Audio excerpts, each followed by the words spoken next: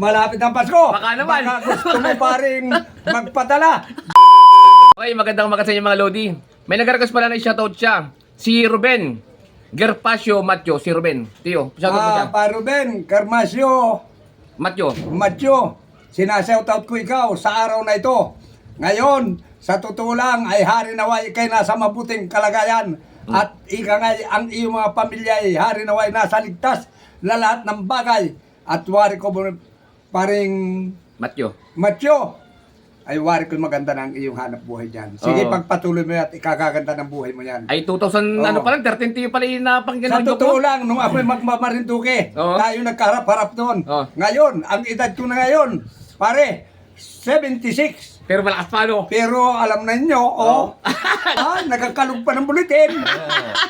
Kumbaga sa bingo. Taletra ng B. Yan ang mga talent ko, pare. Sabi ko sa iyo, hari naway nasa mabuti kang kalagayan. Mm. At yung mga juko na ginagawa, bantayan mo lang at pindutin mo dyan. Yung natawag na lasinggirong mga yan, dyan mo pare masusubaybayan lalo ang napakagandang mga joke. Pare, hari naway nasa maganda kang... Malapit na rin ang Pasko. Malapit ang Pasko. Baka naman. Baka gusto mo paring magpadala.